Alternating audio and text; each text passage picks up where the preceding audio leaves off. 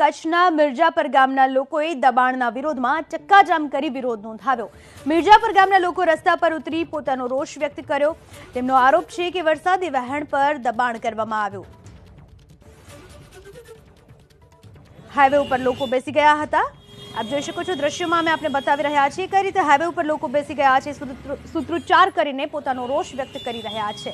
રસ્તા પર લોકો બેસી જતા ટ્રાફિક જામના દ્રશ્યો સર્જાયા, જેના કારણે વાહન ચાલકોને ભારે હાલાકીનો સામનો કરવો પડ્યો। સાથે જ તેમને કલેક્ટરને આવેદન પણ આપ્યું।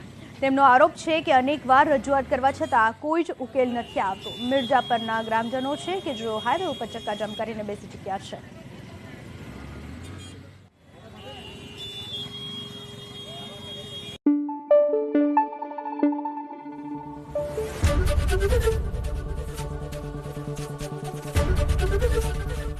एबीपी अस्मिता, गुजरातनी अस्मिता।